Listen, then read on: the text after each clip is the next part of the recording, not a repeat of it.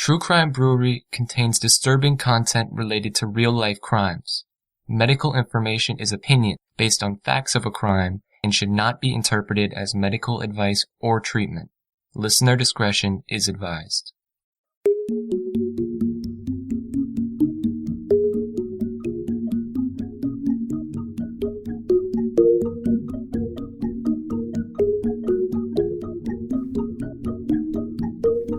Welcome to True Crime Brewery. I'm Jill. And I'm Dick. In November of 2012, Cari Lea Farver just up and left everything behind. Her new boyfriend, her job, and even her son. This was not like Cari, who was a responsible worker, a reliable friend, and a devoted mom. Then, an alarming string of texts from Cari's phone set everyone on edge. Cari's new boyfriend, Dave Kroupa, was surprised by her abrupt change of heart, but he'd only known her for about 2 weeks. After Cari missed her son's high school graduation and her own father's funeral, her mother Nancy was certain that the person communicating with her by text was not her daughter. Join us at the quiet end for Cyberstalked, Cari Lea Farver.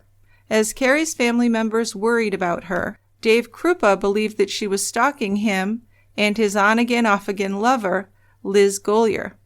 Dave and Liz reported break-ins, arson, and death threats as obscene messages from Cari's phone and social media accounts poured in. After a 3-year time period, thousands of these messages were received. Not until the past of a sociopathic killer was exposed and digital forensics were utilized was the truth behind Cari's disappearance brought into the light. Our beer today is a nice Nebraska beer called Mélange à Trois from Nebraska Brewing Company. Didn't know I knew French, did you? I knew you knew a little. So this is a strong ale. It's 11.3% alcohol by volume.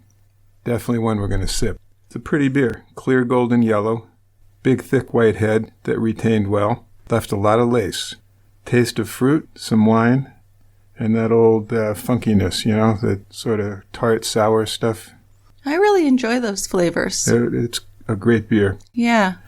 When you taste, it's got some fruit, peppery spice, and then later in the taste you get more wine and oak from the barrel. It's a dry beer, very good beer. And again, we're going to sip this one. Okay, let's open it up.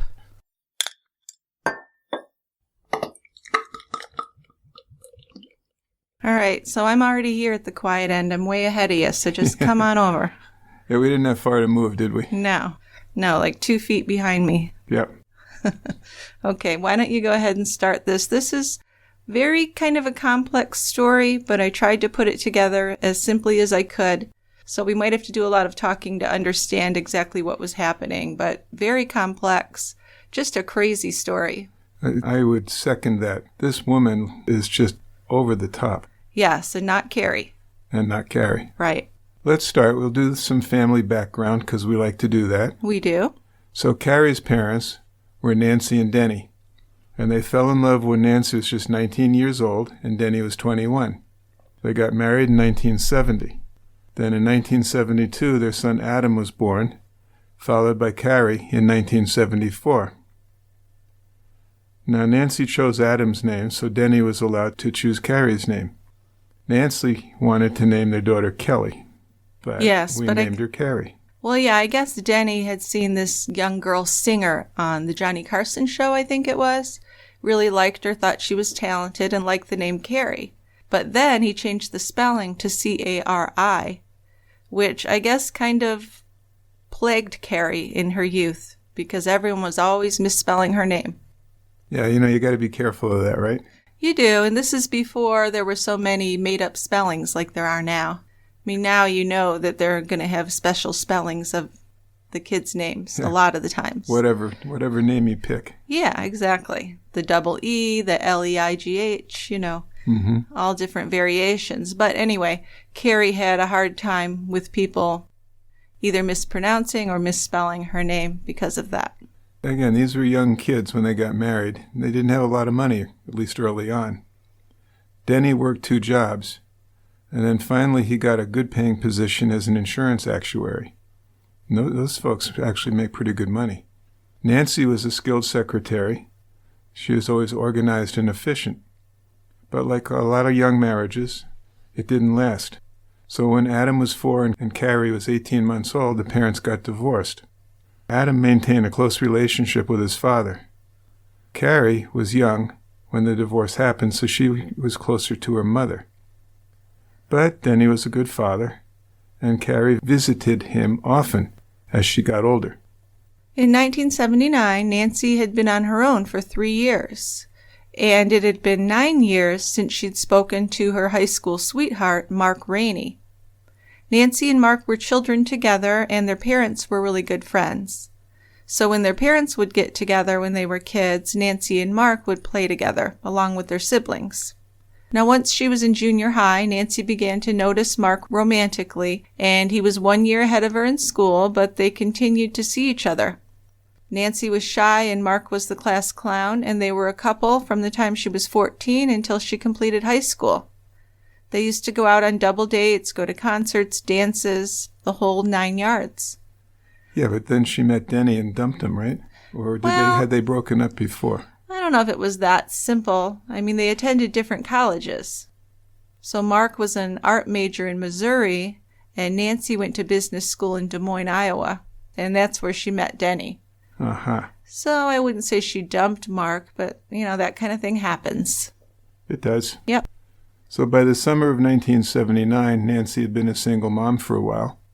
And when she was invited to a friend's wedding back in her hometown of Macedonia, she was pretty excited. She learned that Mark was going to be there. So that sounds like we're going to maybe rekindle a high school romance. Oh, absolutely. Now, Mark, for his part, was happy to see her there and then found out that she was single. So at the wedding reception, it was obvious that they were still attracted to each other. Mark asked her out, and the rest was history. Yeah, exactly. They got married in 1981, and he was a teacher, so she was happy to see how well he was able to get along with her kids. He taught drama and art, but then he made a career change because he needed to make more money. And he ended up as a salesman, but he was surprised that he kind of enjoyed the work, and he ended up keeping that job for 30 years. Well, I guess he must have liked it. Yeah. Their mom would say that Cari was very different from her brother in many ways. Where Adam was kind of clingy and a bit of a mama's boy, Cari was independent and she just loved adventure. By kindergarten, it was easy to see that she was really smart, too. She was the only one in her class who knew how to read. Then at age 6, Cari helped her teacher by reading books to the other students, and she was put into a gifted and talented class. But even in that class, she remained at the top, so really bright. Now, in her teens, Cari continued to do well in school, but she did have a rebellious phase. When she was 16 years old, she and a girlfriend went out drinking with some boys, and she ended up staying out all night, didn't get home until the next morning. While she and Nancy had their arguments, they always made up. She went away to college in Kansas. She got good grades, but she also took the time to meet people and go to parties and do what college kids do. Yeah, so pretty well-rounded. She had boyfriends in college, but none of them lasted very long. She seemed to get bored pretty easily. She'd get tired of a boy and break up with him after a few weeks or a couple of months. But, she often remained friends with them. So she was personable. Cari met Frank, her son Max's father, when she was at the University of Kansas. After they decided to break up, she discovered that she was pregnant. So they decided they'd make an effort to remain a couple and parent together. But, predictably, it didn't work out. Cari was really worried about how she was going to support herself and a baby, so she enrolled in a special 6-month computer programming course. So it was a quick course, but if you were bright, you could really get a good job with that certificate. So her grandparents paid the tuition for her, and she did end up getting a very good-paying job just weeks after she gave birth. So Frank lived far away, and he wasn't involved as a parent at all, really. But fortunately, Max had 2 grandpas in his life, so he had some male role models. He did. Cari was just 23 years old, with a baby, but she was a strong woman and a loving mother. Over the years, Cari got married and divorced twice. She changed jobs several times, but she continued to be devoted to her son Max. She had moved to Topeka for a couple of years, but she missed having her family nearby, so she moved back to Macedonia. In 2012, she was living near her mother and working with computers in a job she really liked. One day, she had to take her 2005 Ford Explorer in for repairs, and she felt a strong attraction to David Kroupa, who was the mechanic working on her car. Dave was a 34-year-old who had recently ended a relationship with the mother of his 2 children. Yes, and at this point, Carrie was 37, so a couple years older than him. So Dave was dating, but he was clear with the women he saw that he wasn't interested in a monogamous, committed relationship. His 12-year relationship with Amy Flora had ended recently, leaving him to enjoy his freedom while he figured out what he wanted to do with the rest of his life. Amy and Dave had tried to work things out, but they were just really different. And the big thing was that Amy had expected they would eventually get married, which is reasonable. They had 2 children together. But he never proposed. And after 12 years, Amy decided she needed to move on. So they did remain pretty friendly, and they parented together pretty well, trying to make it easy on the kids. But it was over after 12 years. And in that summer of 2012, Dave had regular visitation with his children, but he was otherwise all alone. He was living in an apartment in a large Omaha apartment complex, and that was near the shop where he was a manager, Hyatt Tire. So he was 34, but he was lonely. He'd been out of the dating scene since he was in his early 20s, so he had no idea where to meet women. And that's where online dating came in. He started going on Match.com, OkCupid, eHarmony, and Plenty of Fish. And I guess primarily he liked Plenty of Fish, and that's where he met most of the women he dated. So this is a free membership with over 14 million people visiting the site daily. Each profile has a photo, an online name, and any information the person wants to share, basically. But there's no background checks. The Wild West. Kind of, yeah. So Dave was able to just put in a location, an age range, and other characteristics that he wanted in a woman, and all these matches would pop up. And this sounds like Tinder. A little bit, yeah. Not that I have any recollection of Tinder. Right. But online, there's just no way of knowing if people are telling you the truth. There's no background checks. But, I guess most of the inaccuracies are harmless, like, weight, looks, maybe money. Sure. But sometimes members are married. Lots of times they use a photo that's like 10 years old or, pretend they're making more money, stuff like that. But, especially as a woman, I think you need to be cautious. Oh, there's no question. So Dave understood that the women who were cautious would agree to meet only in a very public place and during daylight hours. Dave had heard horror stories of women being attacked by men they met online. For his own safety, Dave knew that while some women had jealous ex-boyfriends, he felt like he was able to take care of himself. Which is just kind of fooling yourself, because if they have a jealous ex-boyfriend who comes in with a gun, how are you going to take care of yourself? He's going to do some kung fu or something. I guess. You're not a Dave fan. We'll just say that right now. He just seems like an asshole. I'm sorry. Well, don't be sorry. So once Dave decided to meet women, there was no shortage of them. Dave would meet them for coffee or lunch.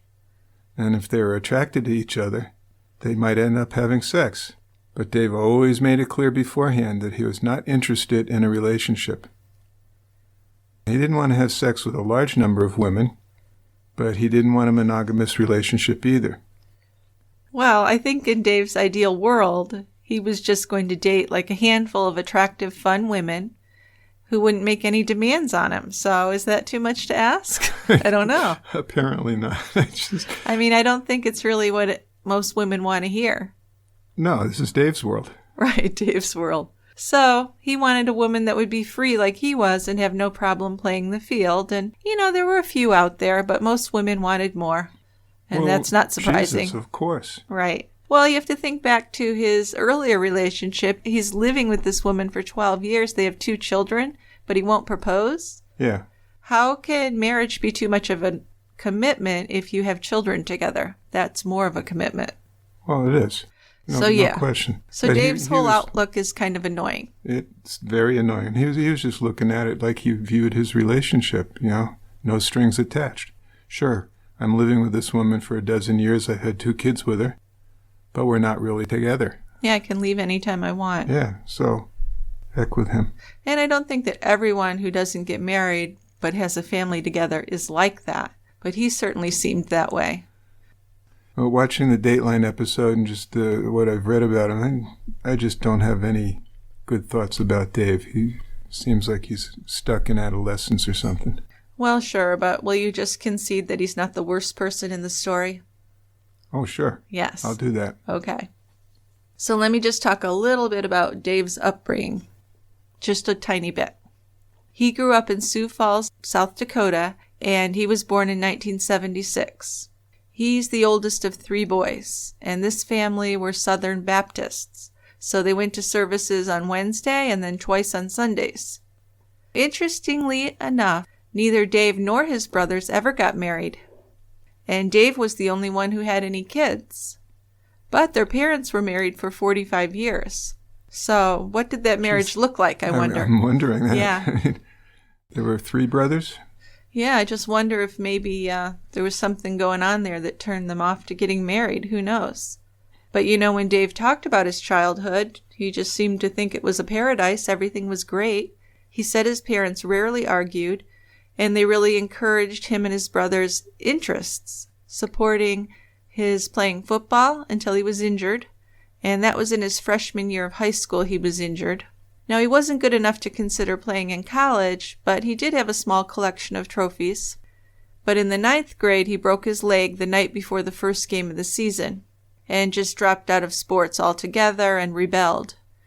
Grew out his hair, started smoking cigarettes, and then after high school he moved to Denver and he joined the National Guard.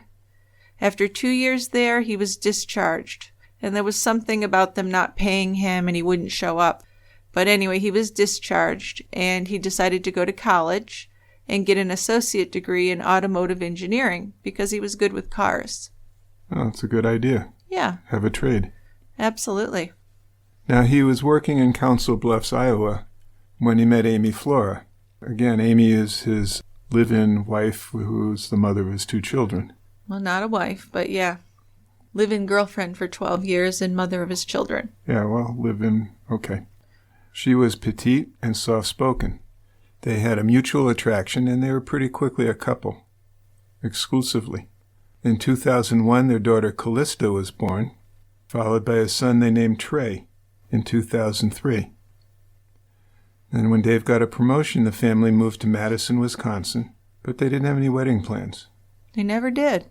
Not ever. And Dave's stance on getting married became the biggest issue that the couple had. Amy wanted a wedding and a lifelong commitment. They were living together and raising these 2 kids, but for some reason Dave didn't want to get married.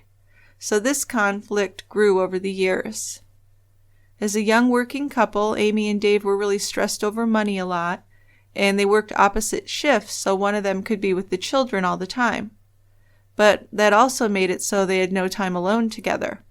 So they did stay in Wisconsin for about a decade. But Amy missed her family and friends back in Iowa, so in fall of 2011, they moved back to Council Bluffs, and soon after that is when they split up. So that's when Dave moved into his apartment in Omaha, and he had nothing with him but a basket of clothes and his computer. He was in Omaha, which was about 20 minutes away from where his children were living. Council Bluffs had cheaper housing, but he wanted to be closer to his job. So what he was doing basically at that point in his life is he was working all day, spending time with his kids, and then he was pretty much alone in this bare-bones apartment. So before long, he was online dating, and he did eventually meet a woman named Liz. So this is one of the major protagonists in this story. Crazy woman. Pay close attention. So Liz was about the same age as Dave. Maybe a little older? Maybe a couple years. Liz was slim, had big breasts, which Dave really liked, and long dark hair. They first met at a restaurant to talk and drink coffee. and Dave thought she was very attractive. Now, he hadn't been dating for very long, so he was pretty nervous about this date. And Liz came across to him as very intense and sexy. They both had kids around the same age, so they had something in common to talk about. Dave told Liz how his long-term relationship had recently ended, and he wasn't looking for a serious relationship. Liz nodded, said, "I understand." She was busy with her own kids, she said, and she had just opened her own business called Liz's Housekeeping. Yeah, so the two had a few coffee dates, and he finally got up the nerve to kiss her, he said, on their 5th date.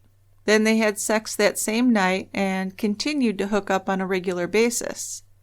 Liz clearly liked him and he liked her, but after a few weeks he became restless.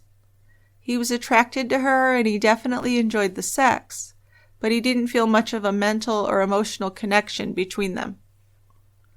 He said she was always really enthusiastic for the physical part of their relationship, but they didn't have much to talk about. Dave was fairly smart. He liked to read, and he was interested in politics. And Liz wasn't a reader, so she wasn't really capable of discussing anything that interested him, like current events even. And even though he was leading this life as a mechanic, he was a reader. He did have, an intellectual side. And if he ever did commit, he thought he would need a woman who could have some meaningful discussions with him. So he did continue to pursue other women, but he never hid that fact from Liz. He always told her that that's how it was and continued seeing her. But obviously she wanted more. She just wasn't admitting it. Well, yeah. And he's spouting all this crap about how I like to read and I need someone to discuss things with. I need a mental ear. Please. Yeah, you don't like him. No, I'm sorry. I'll stop talking about him. Okay. So just about a month into seeing each other, Liz got quite clingy. She apparently wanted more than Dave was willing to give her. Dave told her that he enjoyed spending time with her, but it was only casual sex and friendship. He would never be her boyfriend. Well, that sounds like a good thing for Liz. Well, okay, I see what you're saying about what he's saying seems very dickish. Because if he doesn't want to have a commitment, as soon as a woman seems like she wants to, he should not be with her at all. He's kind of leading her along by continuing to have sex with her, even though he knows she wants more. It's the way I look at it. Well, sure, I'd look at it that way too. I mean, he keeps saying he was up front and he told her that, but that's not how emotions work. Well, and if he's up front and telling her that, but he doesn't act upon it. Well, he says, I'll continue having sex with you, but that's it. Which isn't the way it's supposed to work. No, because you're going to think that as long as I'm close to him and having sex with him, there's a possibility of a long-term relationship. Well, that's the impression he's giving her, right? Right. Yeah. He's not really rejecting her totally, so she's being strung along, and I can see that. Okay. So I can see in that way, I think he was, kind of an idiot. But if Liz called and asked to get together, he said he was up front. He said, well, I have a date with another woman, and expected her to accept that. And she would try to seem unconcerned, but her behavior showed that this was really bothering her. And yeah, a lot. It really did bother her. Yes. Well, apparently more than anyone knew. Well, this is where we get into some of the games that started to be played. Yes. So Liz would begin showing up at Dave's apartment just before he was ready to go out on a date. I don't know how she knew. I guess he must have told her he was going out on a date. But Liz would show up. She would show up and wanting sex, which he was happy to do with her. Oh, he's such a nice guy. Yeah. But then he noticed the pattern that Liz was doing. She would show up in sexy clothing after he got home from work and have sex with him just before he went out. It's like she was trying to wear him out so that he was going to be less likely to sleep with his date after he had been together with Liz. Mm-hmm. But, he was still young, and this pre-date sex didn't stop him from having sex with someone else later in the evening. Sure, but I think that should have been a sign right there that maybe you shouldn't see this woman anymore. He did say he encouraged Liz to see other people, and even warned her that she was wasting her time if she expected him to change. But Liz said she couldn't date more than one man at a time. It just wasn't her thing. Besides, she really liked Dave. But her jealous side was very soon revealed. After Dave would return from visits with his children, Liz would accuse him of sleeping with Amy, their mom.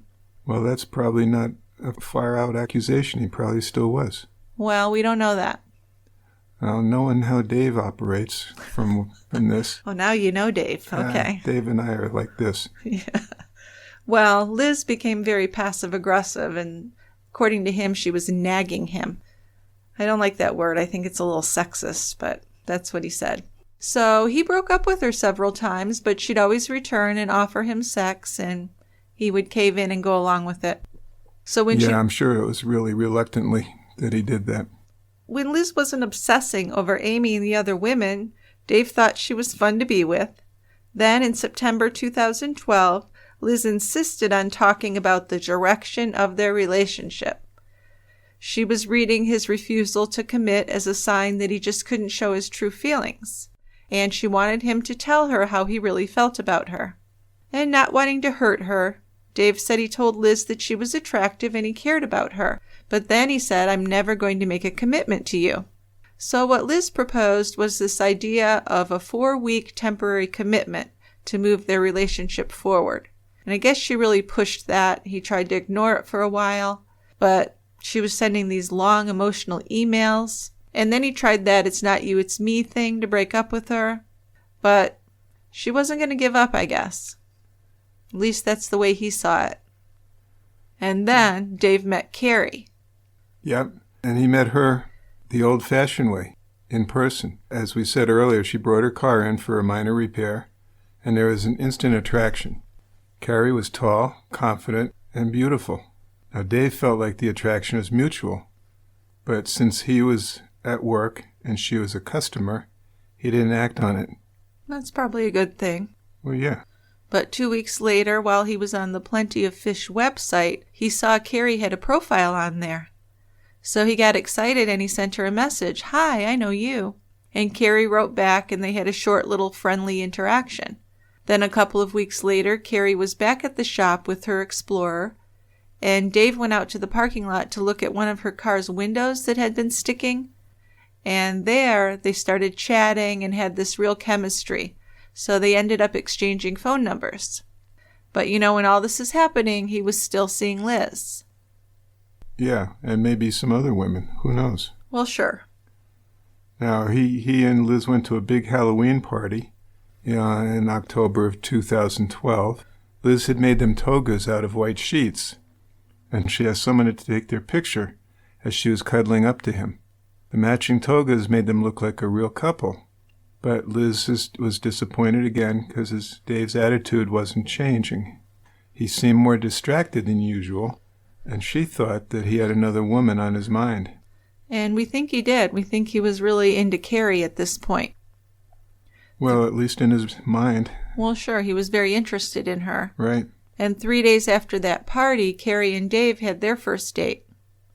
They met at an Applebee's. They had drinks and a great conversation. And he found Carrie to be very witty. She made him laugh. He learned that she was a computer programmer and an expert coder, which impressed him. I'm always impressed with people who can code. That's pretty neat. It is. She worked for West Corporation, which was located less than a half a mile from Dave's apartment. And she lived in Macedonia, Iowa, with her now teenage son, Max. So Dave enjoyed his time with Carrie, but he was constantly distracted that night by a flurry of texts and phone calls from Liz.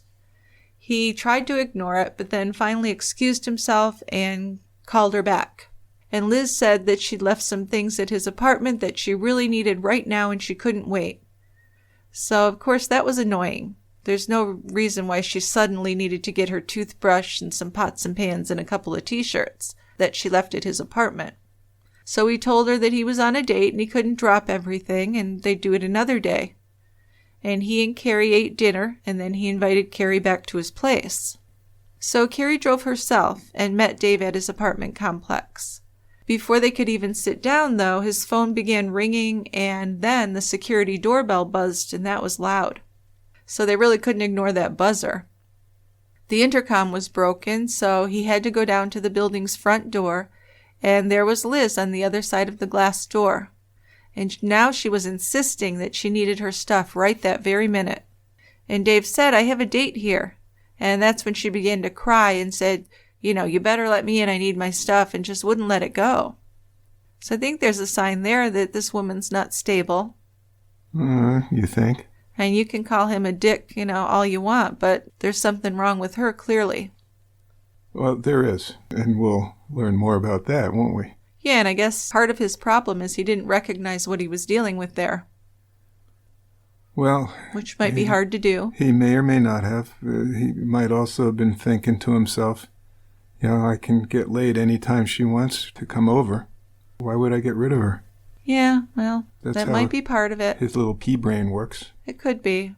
So Dave went back inside, and he explained his situation to Carrie and apologized. Now, he says that Carrie was understanding about the situation and laughed it off. She told Dave, "Call me when everything is straightened out." He walked her out to the door. As they were leaving, Liz didn't even acknowledge Carrie. Then Dave let her in. They went up to his apartment and had an argument.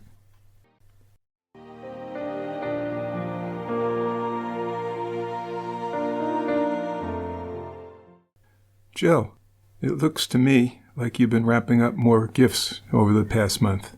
Yeah, we've had a real uptick in subscribers to TCB Premium. I think it might be due to the added benefit of ad-free versions of all of our shows that we're offering now. So now Tie Grabbers get a bonus episode each month and a free gift of their choice, but they can even get weekly episodes without the ads.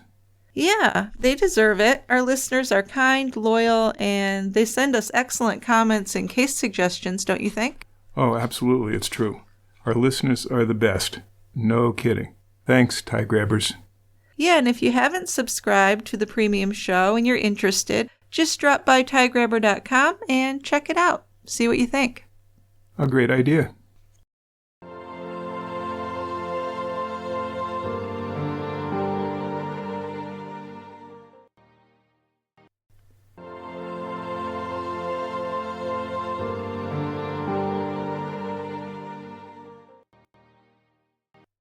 Liz wanted to stay and talk about the relationship, but Dave insisted, "Get your stuff and leave."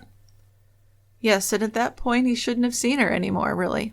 Nope. But we don't know if that would have really changed anything, because she was definitely not right mentally. Well, no, I don't think it would have, because of her obsession with this, but... Certainly didn't help, though, did it? No, it didn't. Right. So it was only 9 p.m. that night when Dave called Carrie, after Liz had left his apartment, and Carrie invited him out to her place, so he was really excited to go see her. This was about a 45-minute drive, and Carrie lived in a small 2-bedroom house she had purchased from her grandparents. It was a really charming little place, and they had the whole place to themselves because her son was spending the night at his grandparents' house. So Dave really liked Carrie right from the beginning. He thought she was really laid back, beautiful, smart, and funny. She also seemed really independent and self-sufficient, which was really attractive to him. That was very different from other women he'd been with. So they began kissing on her couch, and before things got any further, Carrie had stopped him and told him that she wasn't looking for a commitment. If they were going to have sex, that's all it was. So he loved that.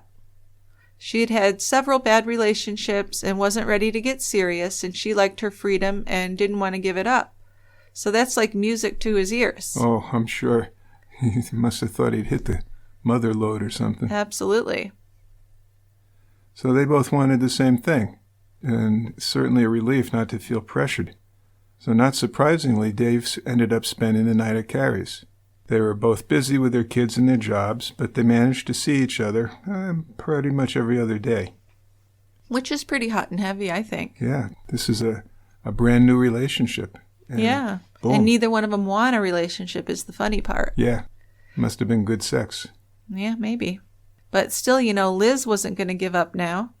No way. On November 1st, she sent Dave a long, kind of incoherent email. It was urging Dave to talk about his feelings, and she said she would never expect him to stop seeing other women, and she didn't expect him to make a commitment to her. But then, less than 24 hours later, she sent an email with a totally new tone.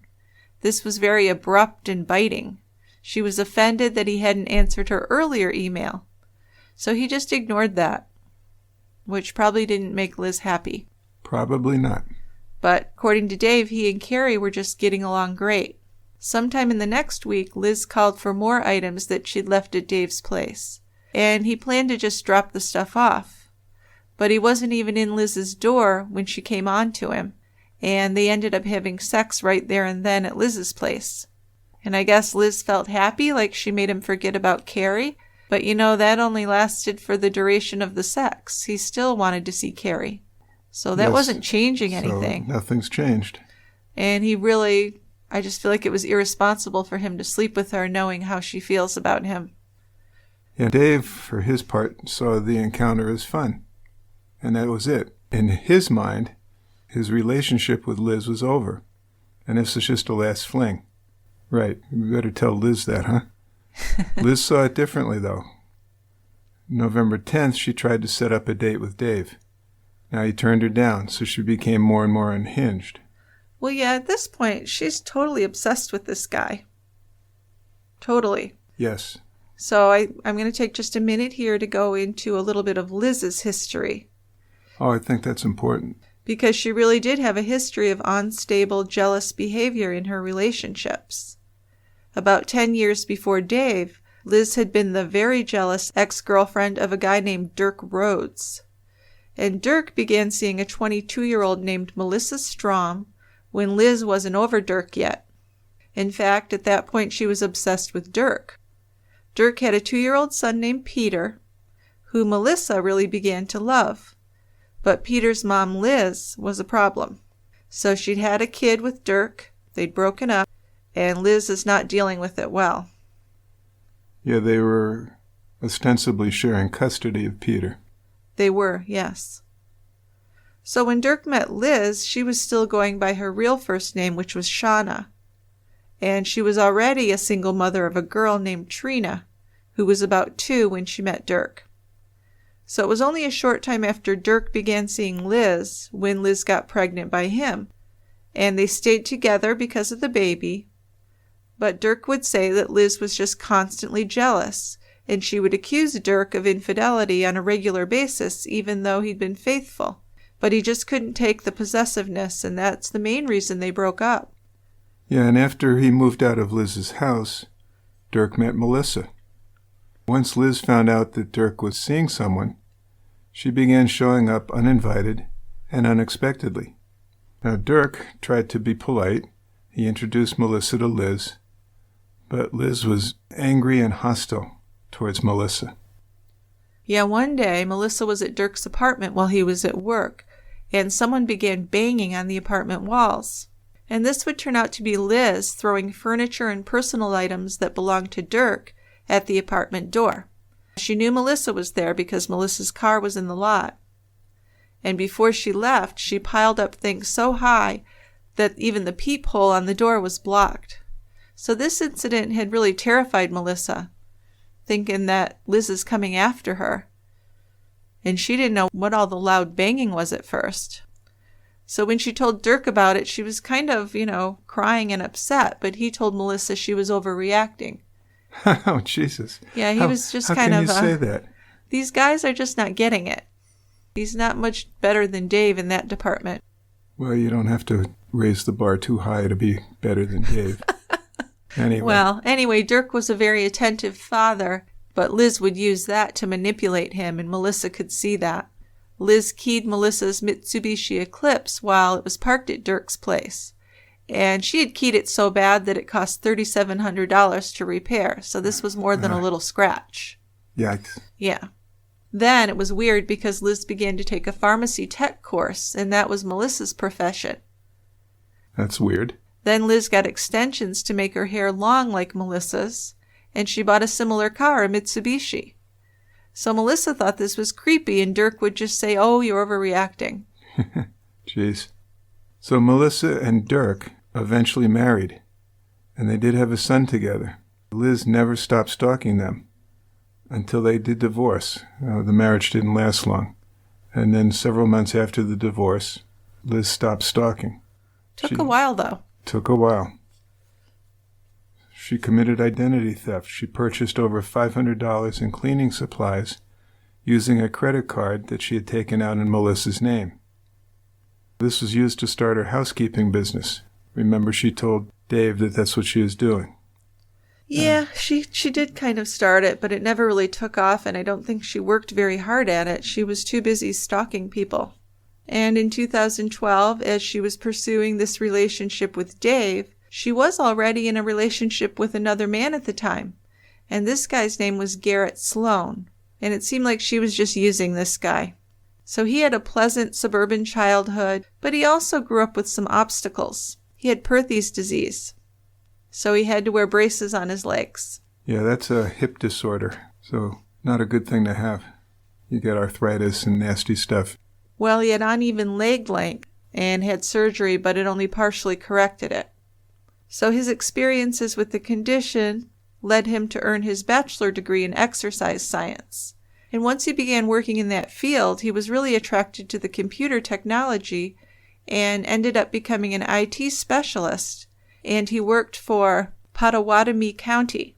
Garrett didn't have many girlfriends, partly because he had a weight issue.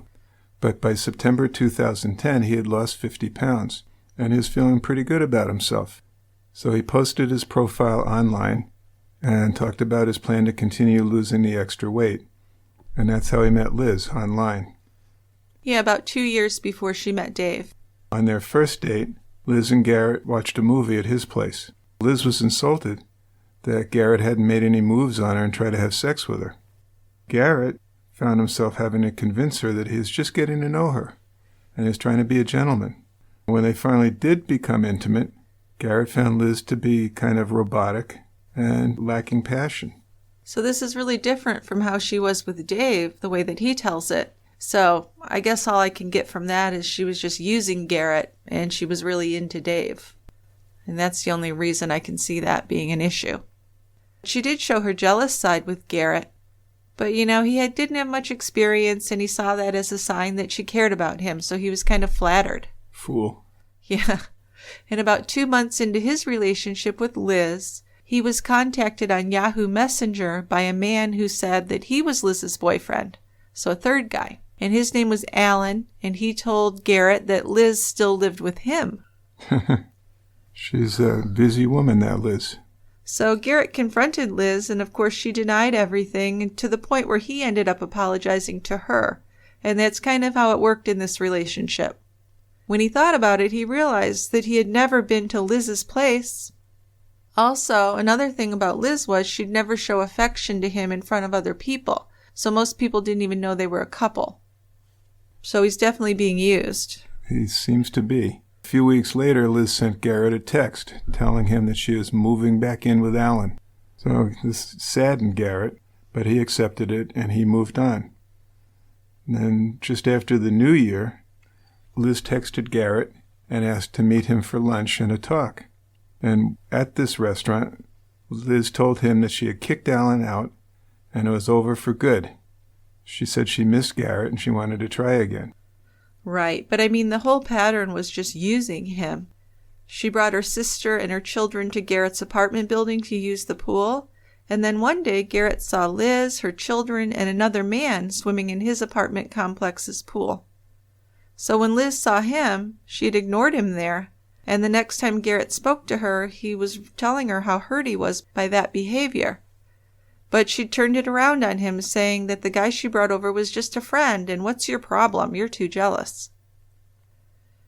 And he fell for that for a couple of years anyway. Yeah, he did. In June of 2012, Garrett bought a house in Council Bluffs, and he'd known Liz for almost 2 years by then and felt like they were getting along. And also he didn't mind that she needed his financial help a lot, so he'd give her money to cover her bills. He was very understanding that she was a struggling single mother, and he was always there to babysit for her too when she had to work nights. Liz didn't tell Garrett any specifics about this cleaning business, but he accepted that night shifts were part of the deal. So Liz told Garrett that in addition to running her own business, She was taking classes to become a dental hygienist and working part-time as a nurse. He didn't know where she worked, never even bothered to ask, I guess, but just believed her. And despite all the hours she was supposedly working, she was always short on money. But he thought he loved her and he was proud to be able to help her, and that's the way it went for a while. Yeah, now on July 4th, 2012, Garrett's noticing that Liz is losing interest in him, or at least seeming to be. And as they were watching the fireworks, Liz was texting with her mechanic. She told Garrett, oh, it's just an innocent thing, and he really wanted to believe her. But at the same time, it's hard to imagine that Liz and her mechanic were texting for hours about car repairs. Yeah, well, that's well, brilliant. I don't know. I do that, don't I? Yeah. I mean, you find a good mechanic, you don't want to lose him. No, and you want to talk to him for a few hours here and there. Talk cars. And what she didn't tell Garrett, of course, is that she'd met this mechanic on a dating website and that she was sleeping with him. So Dave is a secret to Garrett, and Garrett is just as much of a secret to Dave. To Dave, Liz was really careful to present herself as this loyal girlfriend who was just patiently waiting for him to realize that he was in love with her. But that really wasn't who she was at all. No, in fact, on October 26, 2012, when Liz was at that Halloween party with Dave in their togas, Garrett was probably babysitting her kids. Yes. And as she began to obsess over Dave's relationship with Carrie, Garrett had no idea that anything in their relationship was any different. He continued to help her with babysitting, giving her money, and taking her and her kids out for fast food joints. Yeah, in the winter of 2012, Garrett invited Liz to celebrate the holidays with his relatives, but she wouldn't. She had no interest in that. And she didn't buy him a gift. He bought Christmas gifts for her and her children. Then on New Year's Day 2013, Garrett received a strange text from someone named Carrie, who said she was a friend of Liz's. So things got very strange. We're going to see how strange. Carrie was on Facebook when she received a friend request from someone named Sam Carter, and she didn't recognize him. His photo was of an attractive 40-ish man with dark hair, and he was smiling, wearing a suit. His profile said that he was from Carrie's hometown. Macedonia had a population of just over 200 people, so... So everyone knows everybody. Yeah, and it was also odd that he spelled Macedonia wrong, with an E instead of an A. And when she looked at his posts, though, she did see photos of familiar places in Macedonia, but she didn't accept his friend request. On November 13th, she did send him a private message, just saying, "Do I know you?" By this time, Carrie was spending several nights with Dave, and she was working on a project for work, and Dave's apartment was super close and convenient to her job. So her son Max was happy to spend some time with his grandma, and she was able to skip the commute and get 2 hours off of her day. Once the project was complete, she knew she'd have more time, and she'd spend more time with her son, going to his games and things. So it had been 2 weeks since Dave and Carrie's first date, and on November 13th, they got up early and Dave left for work at 6:25. When he left, Carrie was on her computer, sitting on his couch, working on her project. She was still in her pajamas, and she was smiling and joking with him, and they were both looking forward to spending that evening together when they both got home from work. Carrie didn't show up for work that morning, and this confused her supervisor. For one thing, Carrie was reliable, and she always called if she was going to be late. And in fact, that very morning she had called in at 6:15 to give an update on the coding she had completed. Then she planned to verify the work when she arrived, and her coworkers were waiting for her. And the supervisor talks to her that very morning. She says, "Here's what I've done. I'll be in shortly to go over stuff." But by mid-morning, there's still no sign of Carrie. So her supervisor called her, but got her voicemail. She left a message, and she continued to try and reach Carrie all day. Carrie's laptop logged into her Facebook account at 6:42 in the morning. At 9:54, her phone logged onto Facebook, and Dave Kroupa was unfriended. So that was weird. Very. And then 20 minutes later, Dave got a text. And the message was really shocking. It came from Carrie's phone, and she asked Dave if they could move in together. And he said no, that's not in our plans. But just seconds later, he got a text back saying, "Fine, fuck you. Don't contact me again. I hate you. Go away." So this is weird because when he left his apartment, she's smiling, everything's fine. And then she unfriends him on Facebook and sends him that text. Now, I think a smarter man would say something's not right here. But he just took it at face value that it was Carrie doing that. Yeah, I don't know. I guess he's not as smart as he thinks he is. Probably not. Well, when Dave went home that evening from work, everything was quiet and there was no trace of Carrie at his apartment. The abrupt breakup was really hard to believe, though. Carrie had seemed really reasonable and positive. So he was disappointed, but then he tried to look on the bright side. They'd only been seeing each other for 2 weeks. And if that's what she was really like, then he'd really dodged a bullet. That's one way to look at it. Well, sure. So he just decided to feel relieved and not get caught up in any more dramatic relationships, because Liz was already a handful. Liz was more than a handful. Now, at the same time, Nancy, who's Carrie's mom, hadn't heard from her daughter for 2 days. Now then she received a strange text, ostensibly from her. The text said that she's going to take a new job. This was quite puzzling to Nancy because Carrie had said that she really loved the job she had. She'd been working hard to complete a project so she could enjoy a weekend with family members at her half-brother John's wedding. In fact, Max was going to be an usher in the wedding. And at the same time, her father, Denny, was dying of stomach cancer, and the wedding had been moved up so he would be able to attend. So everybody knew this was going to be the last time that all of them would be together as a family. Yeah, so it was kind of a big deal that she'd be at that wedding. Very big deal. But after that Tuesday morning text, there was no more contact from Carrie. Nancy did call her over and over again, and she wanted to know when Carrie would be picking up Max to drive him to Des Moines for the wedding. There was a rehearsal dinner Friday, and they planned to spend the night at a hotel. But when Friday came and there was still no word from Carrie, they really didn't know what to think, and Nancy was worried. Carrie's father was at the rehearsal dinner, but he was too ill to attend the wedding itself. Carrie's absence was certainly disturbing, and the family was hoping all the time that they were there that she would show up.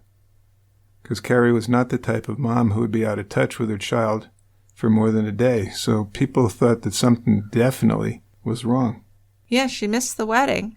And also, she didn't show up for a friend's baby shower, which she was supposed to host.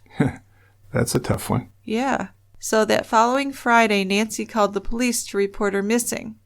And when the officer from the county sheriff showed up at Nancy's house, he really didn't share her degree of concern about Carrie. So that was frustrating. They pretty much thought Carrie was a grown woman who didn't have to check in with her mom. But Nancy knew that Carrie wouldn't just leave her son behind. She knew, of course, she doesn't have to check in with me, but she always has, so something's not right. Yeah, well, I think we've seen that police departments are taking this more seriously now, that it's not just an automatic 24 hours, 48 hours, whatever. Well, sure, but this is only 8 years ago. Yeah. And I think it was mishandled. I mean, it was really an extraordinarily long time before the police took her disappearance seriously. And I guess that's because they were believing that she was communicating. Looking into Carrie's Facebook activity, they saw that Sam Carter had answered Carrie's message by saying that they had attended Iowa Western Community College together. Notably, Sam's grammar was as bad as his spelling. Just a week before Sam's friend request, Carrie had rejected a friend request from someone named Amber Mildo. And Amber's photo was of a slim blonde wearing big sunglasses. According to both Facebook pages, Amber and Sam were both from Macedonia, but they both had spelled it incorrectly. They both had used an E instead of an A. The same way, yeah. So really weird. And everyone in Macedonia knew each other, but no one knew Sam or Amber. Interesting. Yes. So there's no real evidence that Carrie was in danger, and her case turned out not to be a big priority for the law enforcement. She was treated as a missing person, and her name was entered into the national database. So this meant that if her driver's license was checked anywhere in the country, the results would show her as a missing person. I'm sure there's not a high yield on that, right? No, I mean, you just have to happen to be pulled over, I guess. Right. So while Carrie's family's worrying about her, Dave Kroupa was becoming afraid of her. Because within days of that text breakup, he began getting angry texts from Carrie's phone. The messages had terrible grammar and spelling, and they focused on Liz, calling her a fat, ugly whore. Carrie had seemed unfazed when Liz had showed up at his apartment that first night, but now she seemed like this obsessive, jealous person. So it was just weird. Yeah, it's just things don't add up, do they? No, but Dave just seems kind of oblivious. So Liz called Dave to tell him that his crazy ex was harassing her also. And she wanted to know how Carrie could have gotten her phone number and address. According to Liz, Carrie had broken into her garage and painted "Whore from Dave" on a wall. And what does that even mean? That's a weird thing. I don't know. Dave hadn't planned to see Liz again, he said, but he felt obligated to meet with her to discuss this harassment, which he felt kind of guilty about. Liz described the vandalism on her garage door, and she also said that some checks had been taken, so she reported this to the Omaha Police Department. Then Dave soon received an email from Carrie admitting to breaking into the garage. Then one of the checks showed up in a photo that was texted to Nancy's phone from Carrie's phone. And this check was made out to Carrie and signed by Liz's legal name, Shauna Gollier. So the memo indicated that the check was for the purchase of Carrie's bedroom furniture. And what Carrie had sent a message about was she wanted Nancy to let the buyer come and pick up her furniture. So very convoluted. It's very convoluted. It is. So some of the furniture were antiques that Carrie had inherited from her distant relatives. Nancy couldn't believe that Carrie would sell it. She texted back that she needed to hear Carrie's voice first, so she knew the text was coming from her. By this time, Nancy was pretty sure that it wasn't Carrie who was doing the texting. Whoever it was lashed out after that and told Nancy that she was just a bad mother. Carrie would never have done that. And aside from the nastiness of the texts, the grammar was horrible. And Carrie was always meticulous about her grammar and language skills. Well, yeah, and even punctuation. So as time passed and Nancy talked to law enforcement more and more, she told them that Carrie had a history of anxiety, and that one doctor had diagnosed her with bipolar disorder. So officers said they were familiar with the disorder and that people often stopped taking their meds and had these kind of meltdowns. So they're kind of brushing it off again. And this was just impossible for Nancy to accept. I mean, the idea was appealing in many ways because if Carrie had a mental breakdown, she was still alive. But why wasn't Carrie calling and talking to her or her son? Nancy wondered if Carrie was being held against her will and being forced to send these texts. I mean, maybe these grammatical errors were made on purpose, kind of as a message to her family that something's wrong. Sure, I can see where you'd think that. Yeah, I mean, well, all these things are going through Nancy's mind because it's just so hard to understand. And of course, the whole family's just bereft. They are. No contact with who they think is Carrie. If you tell someone who sends you a text, just call so I can hear your voice. Yep. Why wouldn't they? Yeah, so Nancy did wonder about this guy that Carrie had been seeing in Omaha. She did know that his name was Dave, but she didn't know his last name and she didn't have any contact information. She certainly would have been shocked if she had been able to see the texts that Dave had been receiving, or to hear about the vandalism allegedly done by Carrie. Right, because this is her daughter and she knows that she wouldn't do those things. Right, so we have two different law enforcement agencies in two different states doing two different investigations, with neither one knowing of the other's case. Yeah, and I think that's, a big part of the reason why this took so damn long. Police in Iowa thought Carrie had left on her own. Police in Nebraska believed the break-in at Liz's house had been an isolated incident. Deputy Randall Phillips of the Pottawatomie County Sheriff's Department was assigned to the case, and this was just 3 days after Carrie had been reported missing. The first thing he did was send text and call, and left a message on her phone, to which she never responded. When he interviewed her supervisor and co-workers, they said that the last day they had seen her was Monday, It's the day before she disappeared. And at that time, she had given no indication that anything was wrong or that she had planned to move away.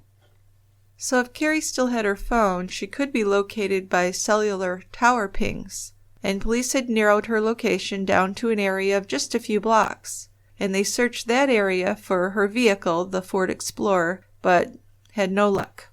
So that picture of the check that Carrie had texted to her mom was looked into. And it was a starter check with no name or address printed on it.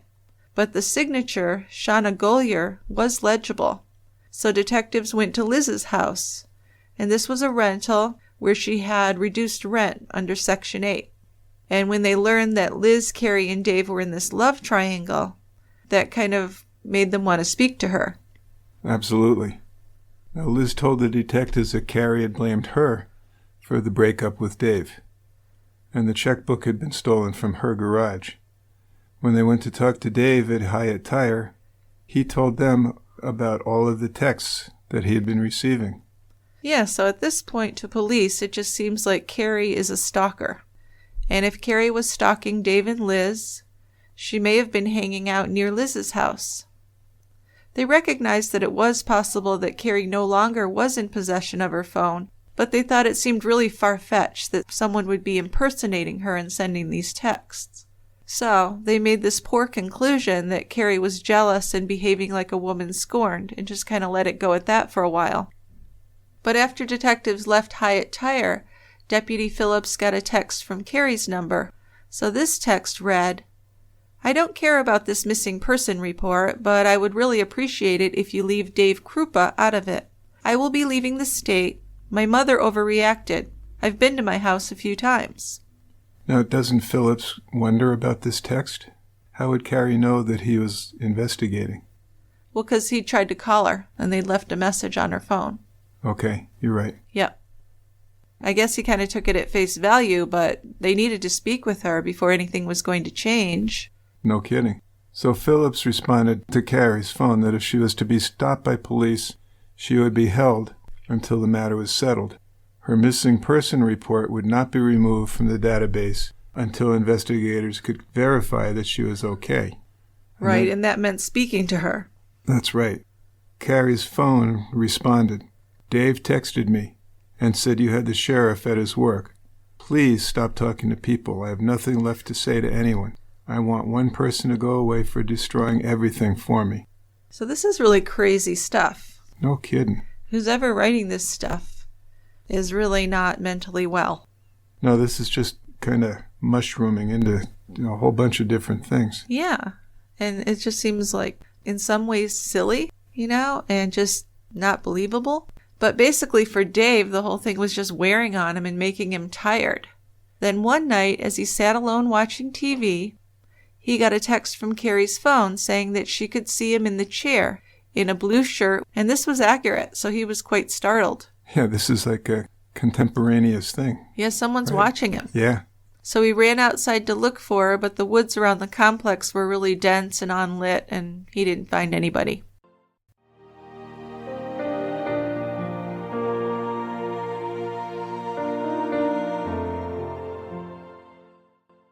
There were also incessant calls to his workplace that were threatening his job because he wasn't working. He was on the phone.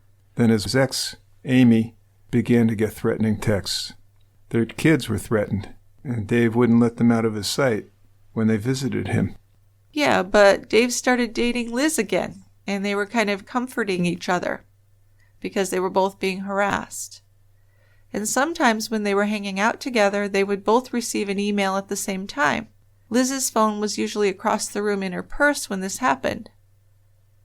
Even though Dave hadn't been the one to break up with Carrie, her texts began to take on this weird kind of romantic tone as if they were still a couple. And she repeatedly referred to Liz as the whore. But then she'd say she was really looking forward to seeing Dave again. So it's just too bizarre. More and more. Now, Carrie seemed to continue being on Facebook, presence there anyway. On November 21st, she announced that she was moving to Kansas for a new job. Then on November 26th, she referred to Dave as her great guy. Dave hadn't seen her since the morning she sent him the breakup texts, so the fact she was seeing them as a couple made her seem mentally ill and delusional. Well, sure. Well, Nancy knew that either someone was impersonating her daughter or Carrie had really lost her mind. So Nancy and Max were really worried and confused.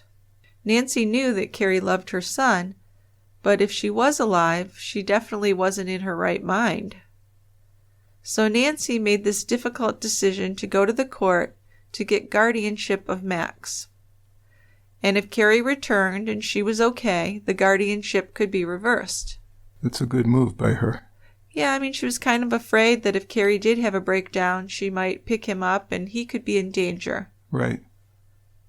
So on January 6, 2013, Nancy logged onto Facebook and saw a new message from Carrie. This was a new page created in her name. She apologized for missing her father's funeral. Then when Nancy asked her to call so she could hear her voice, Carrie's response was very defensive. She was angry, but said she would call at some time. She said she was grateful that her mother had her son, but said that she could leave her son and move on with someone new. Very weird stuff, certainly for any kind of mother to say that. So Nancy was pretty certain that this wasn't Carrie communicating with her. Oh yeah, I mean, after that, there was this bizarre post that showed up on Carrie's new Facebook page. And it was a hand with a diamond engagement ring with the caption reading, "Dave and I got engaged." Nancy could recognize that it wasn't Carrie's hand. So this whole new Facebook page was definitely the work of an imposter. So I feel like if police had just looked into that and checked IP addresses, they probably could have figured this out sooner, instead of taking 3 years. Quite probably. On that same day that the ring picture was on the Facebook page, Dave received an email from someone claiming to be Carrie, and it read, "You will do exactly as I say, and then I will let her go." So there was a photo attached that showed a woman in a car trunk with duct tape over her mouth and her hands tied behind her back. He couldn't tell if it was Liz, but the woman did have dark hair. And there was another message saying, "You will dump Liz and you and I will start seeing each other again." So really bizarre, but Dave was a little worried that maybe it was Liz in the picture. So to be sure, he texted Liz to find out, and Liz was fine. Then on January 8th, Dave was driving through his apartment parking lot, and he noticed a vehicle buried in the snow. It does snow in Nebraska, right? Absolutely. Doesn't it snow a lot there? It can. It looked like the car hadn't been driven for several days. Turned out it was a black Ford Explorer, Carrie's car. So how was Carrie getting around without her car? Dave did know that it wasn't there since November when she disappeared. So he called the police. They towed it to the Omaha Police Department impound lot. Right. So November, Carrie disappeared from his apartment. And then he finds the car in the parking lot on January 8th. But there was a big time period between then where no one knew where the car was, and then it was brought back there. Yeah, it had to have been brought back there. Yes, so it's very strange. She'd been reported missing in Iowa, but she had actually disappeared in Nebraska. So her case was still being handled in 2 states and 2 counties, and I really think that there continued to be some confusion because of that. Oh, no question. Coordinate things together, right? Yeah. So Dave and Liz showed investigators the abusive texts that were sent to them by this supposed stalker, and there were thousands of messages for them to scrutinize.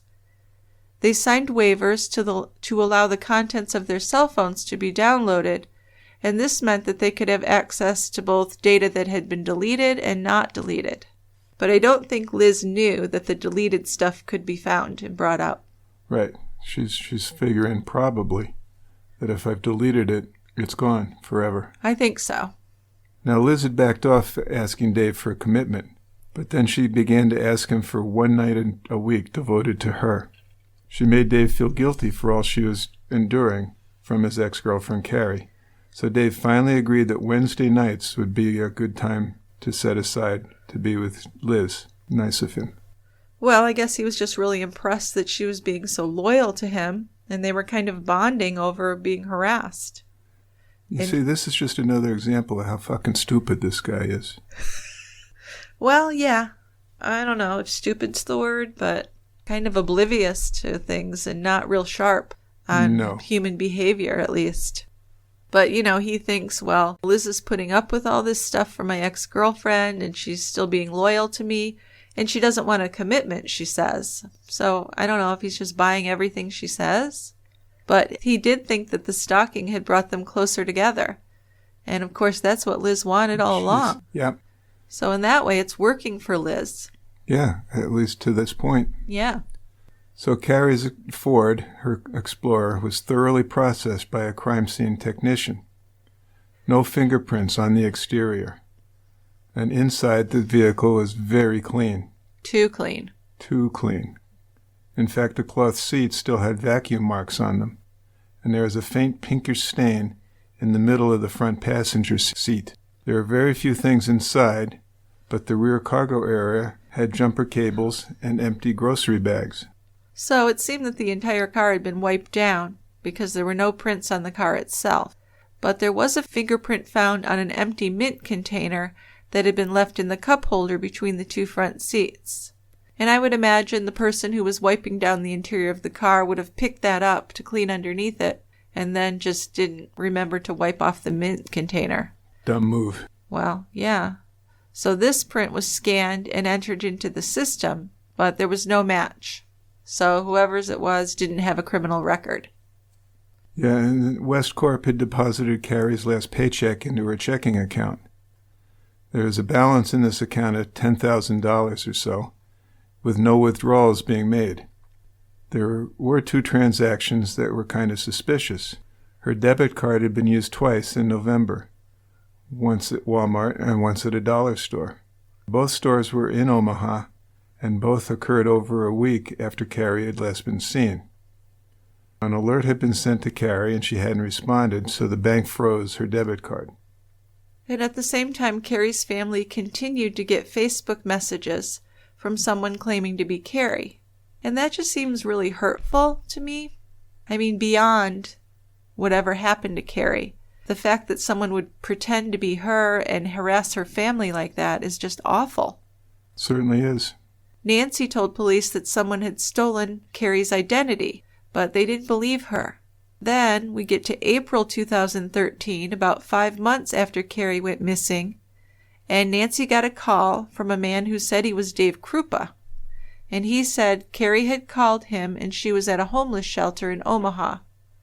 So Nancy was nervous but really excited by the possibility that her daughter might be alive and had just had a mental breakdown, so whatever was going on, she wanted to bring her home and help her get better.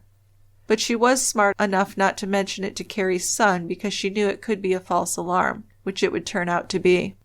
So her husband Mark was out of town, and she got her brother Jeff to drive her to the shelter. Nancy called the police, and they agreed to meet her at the shelter. And once at the shelter, the police went inside and had Nancy wait outside. They took a photo of Carrie in with them, but then they came out of the shelter alone. Huge disappointment. Carrie had never been there and nobody recognized her.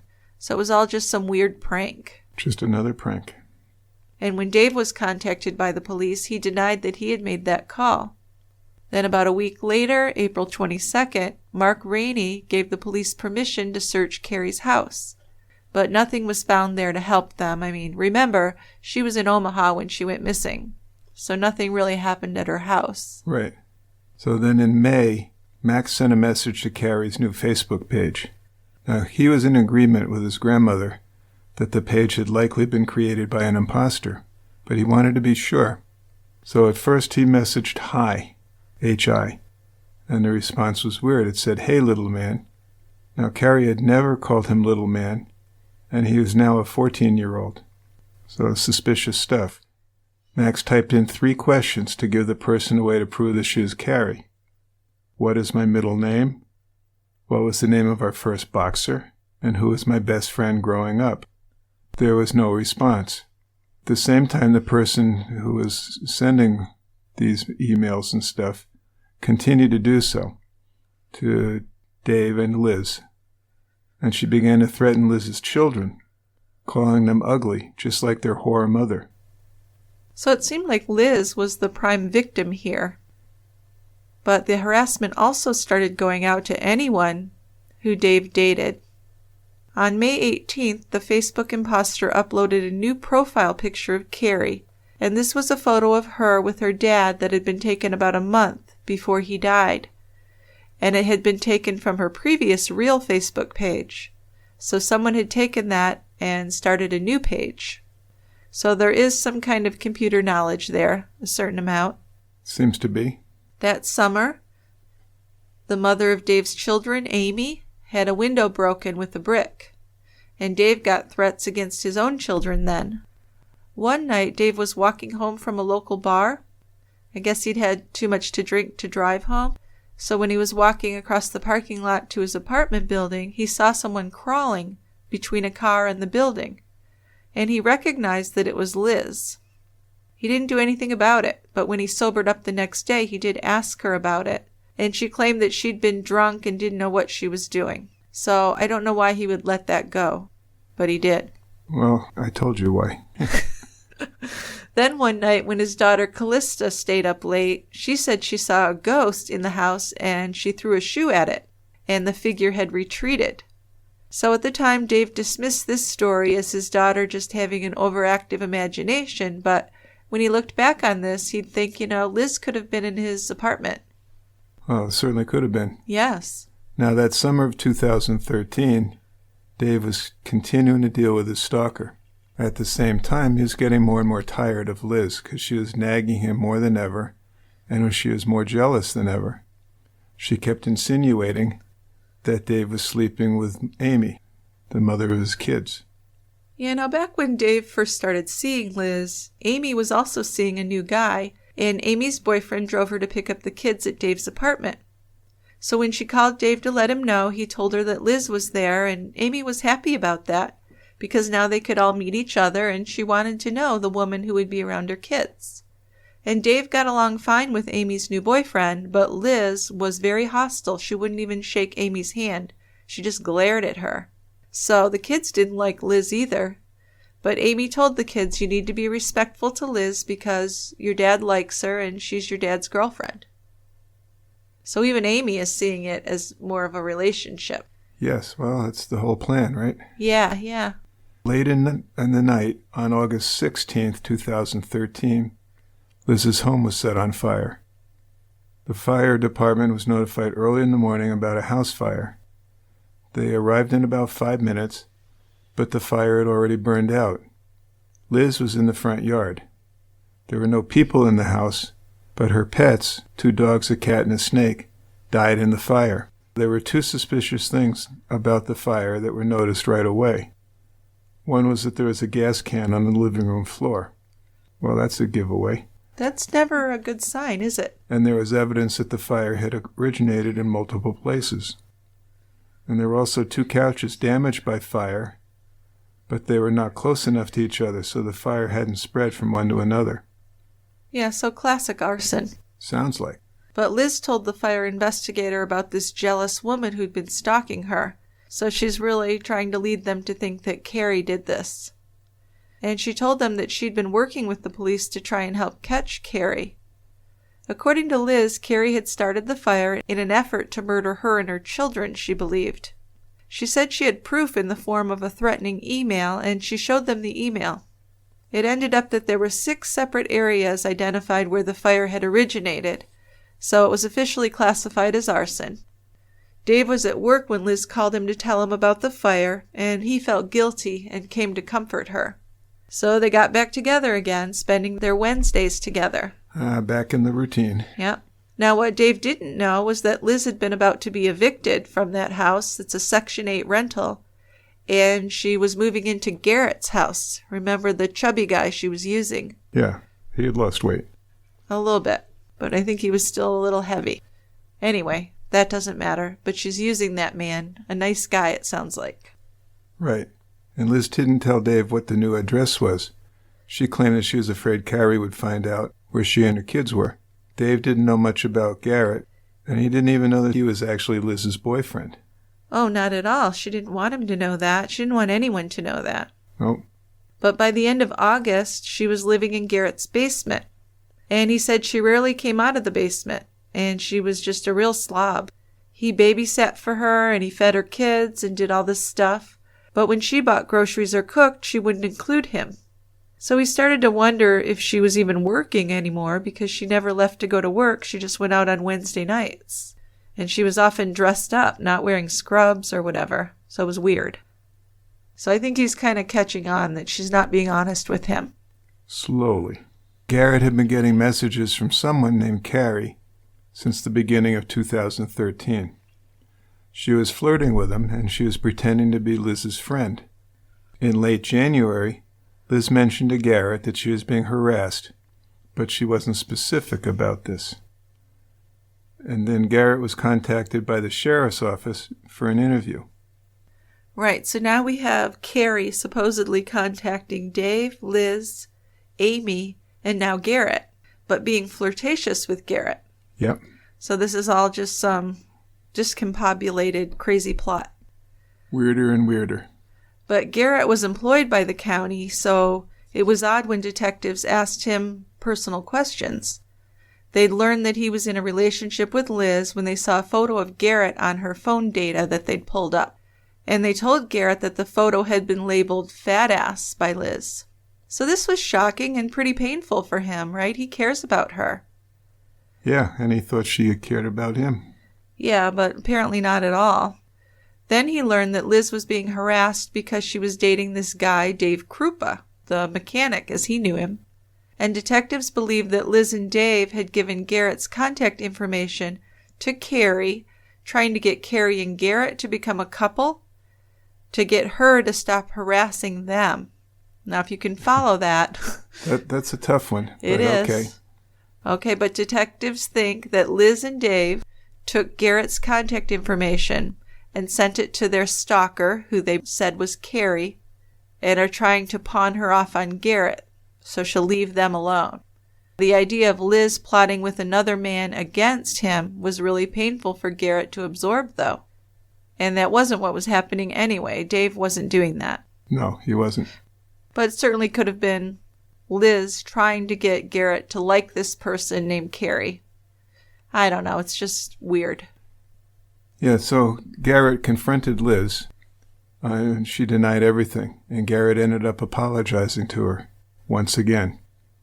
It occurred to Garrett that maybe the detectives had misled him to try and throw him off and get information from him.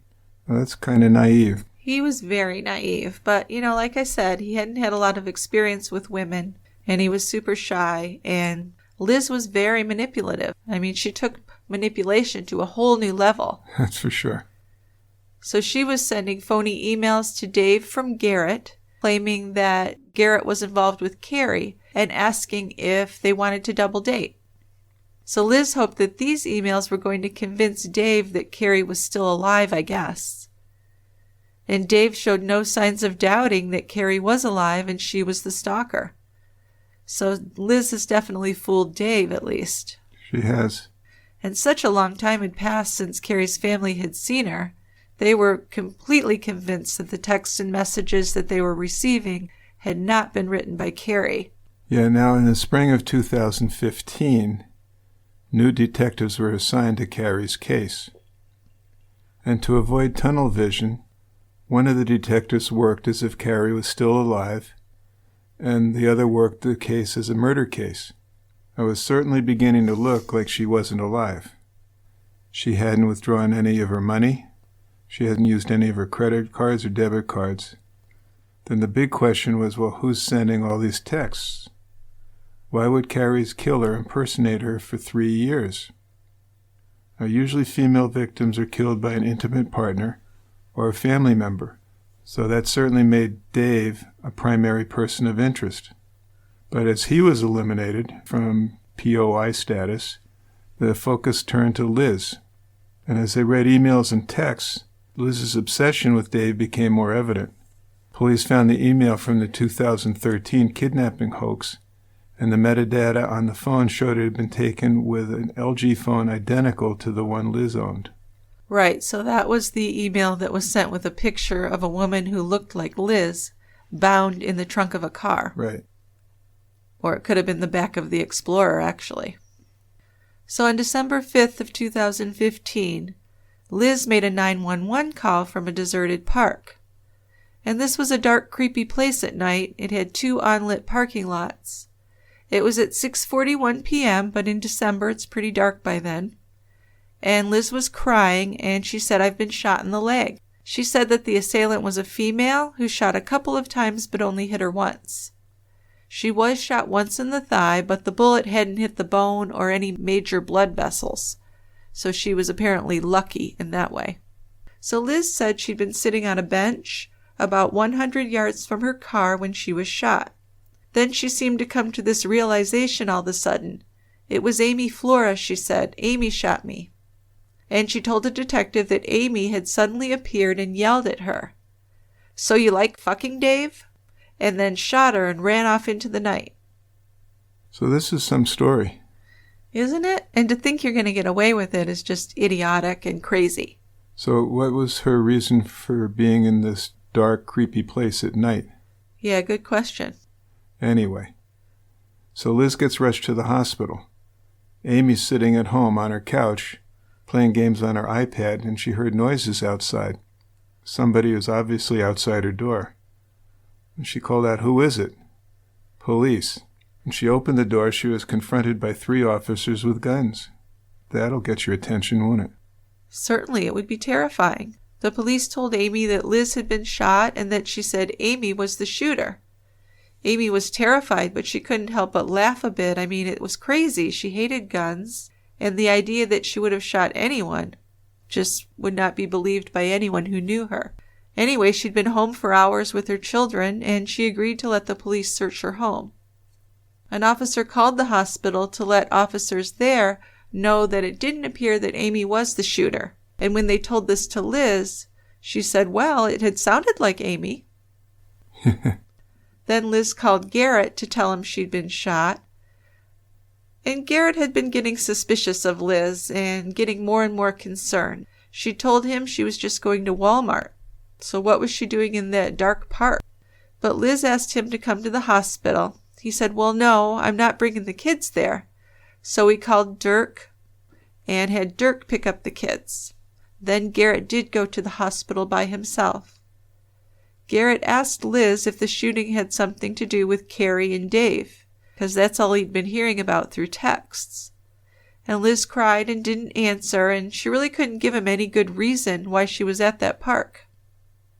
So Garrett, naive, maybe a little slow on the uptake, but he had finally figured that something bad's going on with Liz. He'd been more than patient, but now he wanted out of the relationship, finally. Liz asked him to go pick up some of her things and bring them to her in the hospital. She wanted a tablet to play games on, but when Garrett got to the house, he couldn't find the charger for it, because remember, she was quite a slob. He finally got the charger from under her bed, but was really shocked because he saw a computer under there that had been stolen from his home in a burglary 2 years earlier. So it seems that Liz had staged the burglary of his home. Yes, it does. So this is good evidence for Garrett to start figuring out what's going on. Yeah, and just get the hell away from her. Yep. Dave also was shocked when he heard about Liz's shooting. He went to see Liz, but she didn't mention that Amy had been the shooter. Amy was at the police station, and she agreed to take a polygraph, but she failed it. She had assumed, wrongfully, that if she told the truth, the polygraph would prove it, but she was so nervous that she probably failed because her blood pressure and breathing rate were so elevated. Yeah, from anything I could read about it, I think there's like an 80 to 90% accuracy on a polygraph. So 10 to 20% wrong. I can certainly see why it isn't allowed in court. No kidding. And despite her failing that test, she was quickly ruled out as a suspect. Her neighbors could verify that she'd been at home, and when they'd showed up at her home, they'd touched the hood of her car. It was cold, so her car hadn't been driven recently. Back in 2013, what they call a logical download of Liz's phone had only retrieved existing data. But now they did a complete physical download, and they found incriminating evidence that Liz had thought was irretrievable from her phone. One thing Liz had done was she used an app called Texty, and she tied it to fake email accounts that she'd set up in Carrie's name. She'd used this account to send hundreds of threats to Dave and herself, and she was actually able to schedule messages to be sent ahead of time. So she could put in, I want this threatening message sent to my phone and Dave's phone at 9:30, knowing that she'll be sitting watching TV with Dave at that time. So he's going to think there's no way that Liz could have done it, right? Right. This way she could just sit on the couch and the message would pop up on their phones and she could just be an innocent victim. That's pretty sophisticated. Some of the things she did were sophisticated, and some things were stupid. Yep. Detectives got warrants for Facebook, Yahoo, Google, OkCupid, Twitter, and a few other sites, and they checked IP addresses, the emails associated with those, and the dates when these accounts were made. So Liz probably had no idea that detectives were learning about her web of lies, because she'd used proxy servers to conceal her IP address, and VPNs, which are virtual private networks that will make it look like her device was tied to a remote computer. So those are all things that were pretty tricky. There were 20,000 emails, at least, that had to be looked at. And then they also reprocessed Carrie's Ford Explorer in an effort to locate latent blood. However, no new evidence was found. Liz's story about being shot changed a little bit each time she told it. In one version, she had seen a truck in the parking lot. Then in another version, she saw people walking around on the trail before the shooter showed up. Liz said she'd been shot while sitting on a bench. Then she said she'd been on the ground. And the Council Bluffs Police Department and the county sheriff investigators agreed that Liz had likely shot herself. They got a warrant, and they put a GPS tracker on Liz's car. So then they had it set up so that if her vehicle got near Amy's apartment complex, they would receive text alerts. Wow. Well, yeah, at this point they're figuring out that Liz is posing as Carrie and probably did something to Carrie. But now they're afraid she's going to do something to Amy.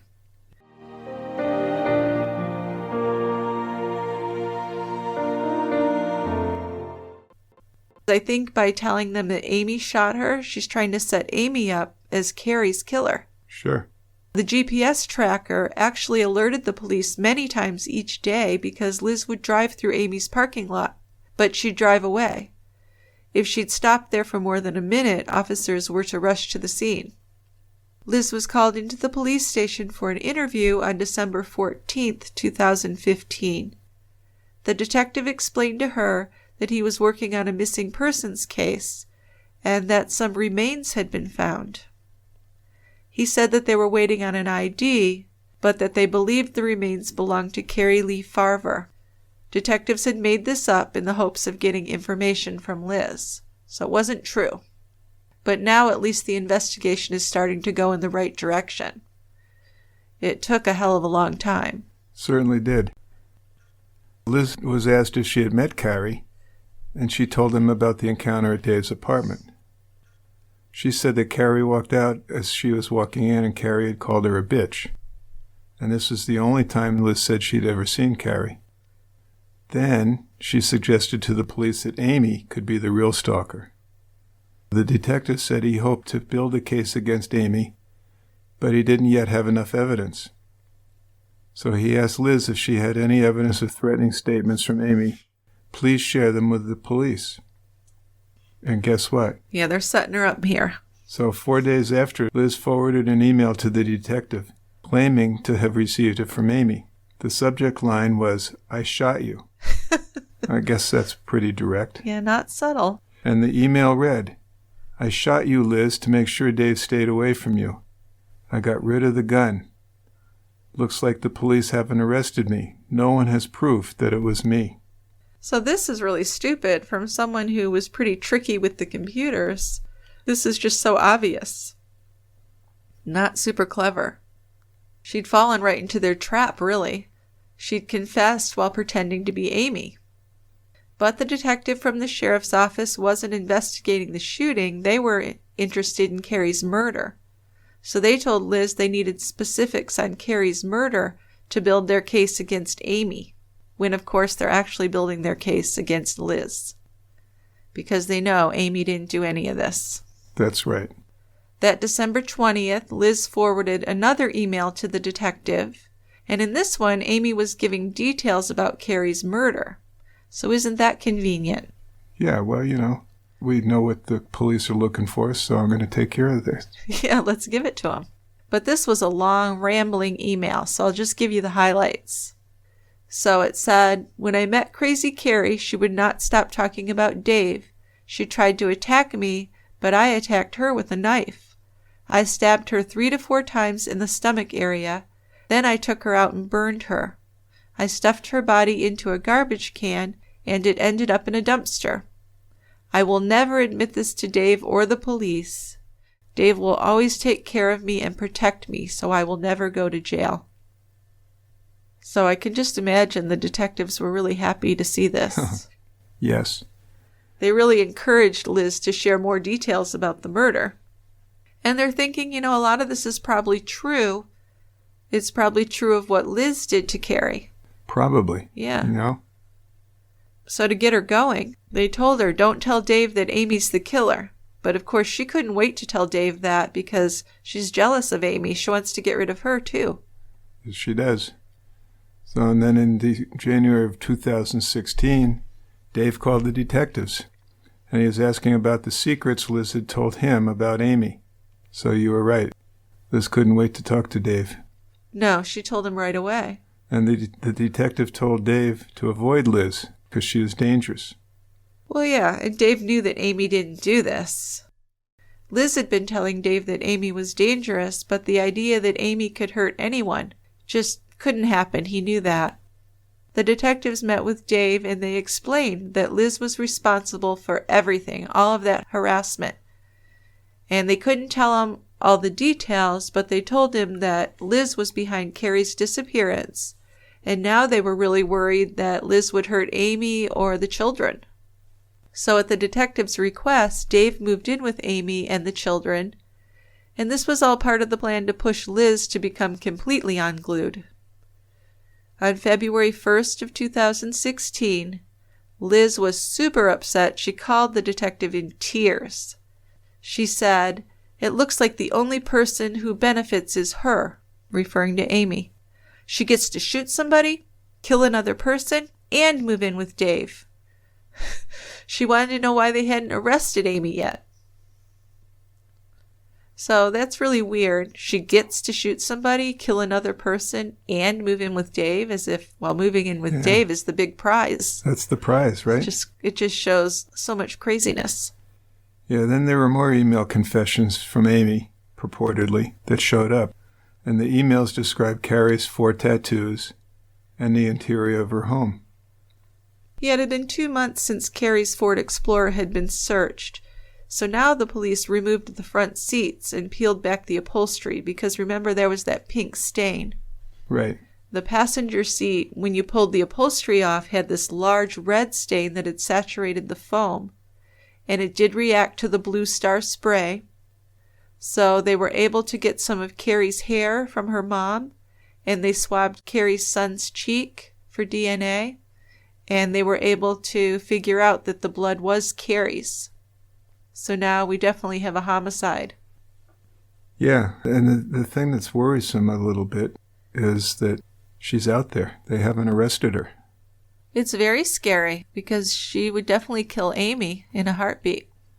Yeah, in fact, in late February, Dave was napping on Amy's couch when a rock came flying through the dining room window.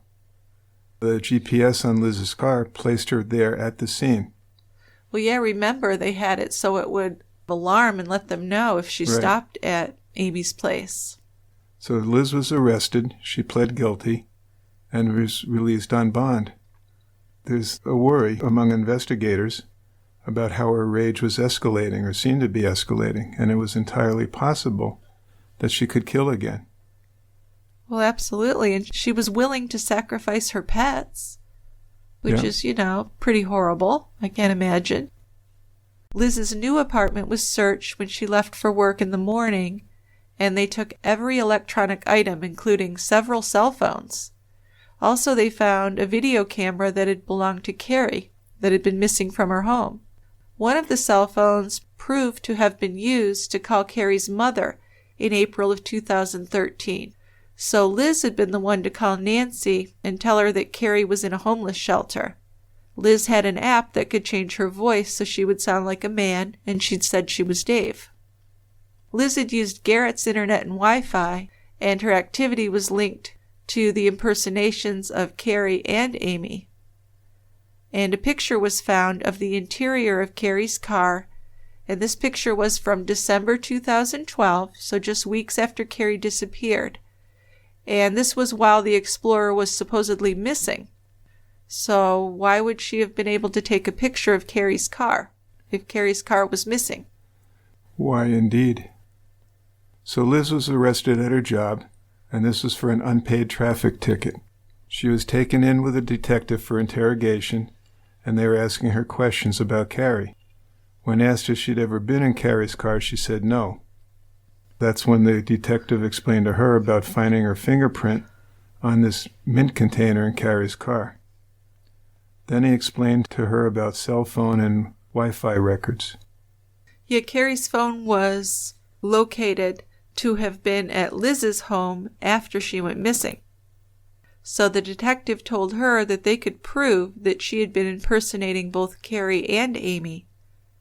And after being confronted with this mountain of evidence, really, Liz stopped talking. She wanted a lawyer. Good idea. But detectives believed that Carrie had been attacked in the car. The blood stain was there. But they had no body and no murder weapon. Liz had left this just amazing digital trail, though, which showed her locations, and it even proved premeditation on her part. So an arrest warrant was issued on December 22nd, 2016, and 6 officers showed up at Liz's door and surprised her while she was still in bed. Took her down to the station and booked her. Yeah, she waived her right to a jury trial, so that meant that a judge was going to decide on the verdict. Dave Kroupa turned in a tablet from storage that contained an SD card with multiple photos deleted. This card had one time been in Liz's phone. And as you scrolled through the photos on it, you could see pictures of Liz's children, selfies, and one very strange photo. This appeared to be a close-up of a tattoo on a foot. So they requested a photo from Carrie's mother and discovered that Carrie's tattoo matched the one in the photograph. Forensic pathologist Dr. Michelle Elif studied the photo and determined that the foot was in a state of decomposition. So it seemed that Liz had taken this photo as kind of a sick souvenir. The photo of this lifeless foot, though, proved that Carrie was no longer alive. She had been murdered. Nebraska had reinstated the death penalty in 2016, but Liz wasn't a candidate for it. Her trial began on May 10, 2017, where she was charged with first-degree murder and second-degree arson. Her motive was presented as her wanting Dave Kroupa and not letting any other woman get in the way. The state had 32 witnesses. The defense called 0. Liz did have a new 22-year-old boyfriend who shopped for her trial clothing, and he was willing to testify for her, but he didn't have anything to offer. I mean, at the time when Carrie was killed, this kid was still a teenager. Yeah, she was like twice his age. Anthony Cava, a very skilled digital forensics expert, was probably the most important witness for the prosecution. He was very prepared. He prepared a PowerPoint presentation to illustrate his testimony, and he really made it easy for lay people to understand. On the morning that Carrie disappeared, someone had logged onto Carrie's Facebook page from Dave's apartment at 6:42 a.m., remember? And Carrie had been on her computer when Dave left for work at 6:25 a.m. So it's totally reasonable to believe that Carrie had done that login. But then at 9:54 a.m., she logged in again and unfriended Dave, so we know that that was done by Liz, probably after she had attacked Carrie. And Carrie's computer has never been found. Cava was able also to lay out Liz's steps as she created the Sam Carter and Amber Mildo fake Facebook profiles. Well, yeah, this is what showed premeditation, because she's making up fake people to friend her, to try and lure her in. Yeah. Sam Carter was a made-up name, but the photo belonged to a doctor from the East Coast. And Amber Mildo was a character Liz had made up years earlier and had used that account many times for online deceptions. Right, so this wasn't her first rodeo. It certainly wasn't. And that's why I wanted to go back to Dirk a little bit earlier, because we just need to know that she has a history of this. This didn't just come out of the blue. No, didn't. So the closing arguments in her trial began on May 23rd, and the judge gave his verdict the next day. He found Liz guilty of killing Cari Lea Farver with premeditated malice, and she was also found guilty on the arson charge. She was offered a plea deal if she would reveal the location of Cari's remains, but she continued to maintain her innocence, so that wasn't going to happen.